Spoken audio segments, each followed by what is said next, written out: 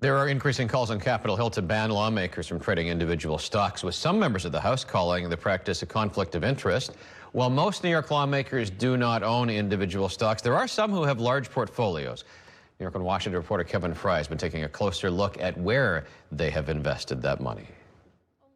Representative Alexandria Ocasio-Cortez bullish on the need to bar members of Congress from trading individual stocks. It creates a conflict of interest. I think it's really basic, very simple. Other members of the New York delegation agree, like Representative Richie Torres, signing on to this bipartisan letter imploring House leaders to end the practice. The appearance of impropriety is a compelling enough reason to impose a ban on congressional stock trading writ large. Upstate Congressman Chris Collins gave up his seat after pleading guilty to passing along inside information so his son could avoid a big loss on a drug company's stock.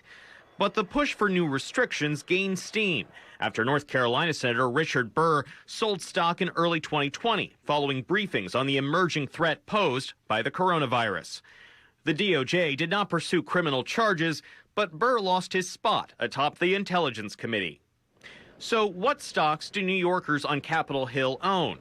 With the help of the organization Open Secrets, Spectrum News dug through the most recent available disclosure reports, detailing lawmaker investments from 2020. More than half of the delegation, Democrats and Republicans, reported owning no individual stocks. That includes both senators. I don't own any stocks, and I think that's the right thing to do. In 2020, Representatives Joe Morelli and Sean Patrick Maloney both report selling off their stocks.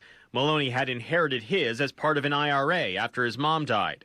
Representative Carolyn Maloney lists a blind trust worth between $1 and $5 million, but no individual stocks.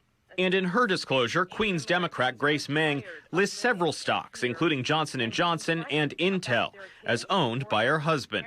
Representatives Andrew Garbarino, Brian Higgins, and Nicole Malliotakis each have smaller stock portfolios. Malliotakis, who has investments in Boeing, General Electric, Johnson & Johnson, among others, says she's decided to not buy or sell while in office. Asked about the push to bar stock trades for federal lawmakers outright, the Staten Island Republican told me this. Certainly they should be in a blind trust and maybe put a hold while the lawmaker is in office. The largest investors in the delegation by far are Representatives Chris Jacobs and Tom Suozzi. Jacobs, a Western New York Republican, reports owning stock in well over 100 businesses, with a total value between $1.3 million and $5 million. The disclosures do not require exact dollar values. Suozzi, a Long Island Democrat running for governor, lists between roughly $970,000 and $2.5 million worth of stock. Both own between $100,000 and $250,000 of Apple and Microsoft stocks. Jacobs also has big investments in Home Depot, Nike, and a New York-based alcohol company.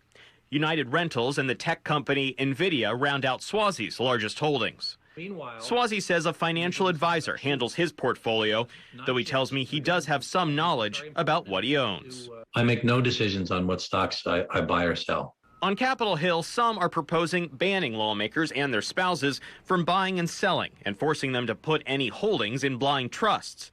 Some say children of members should also face restrictions. Ocasio-Cortez insists Congress do something.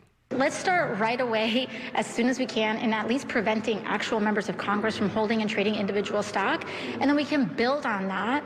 Asked about the proposed restrictions, Suozzi said he'd support changes that Congress can pass. A spokesman for Jacobs said the congressman will follow any and all future financial ethics laws. The proposed restrictions would allow some exceptions, permitting lawmakers to buy and sell shares of mutual funds and exchange-traded funds, for example. Many New York lawmakers already have these investments. In Washington, Kevin Frey, New York 1.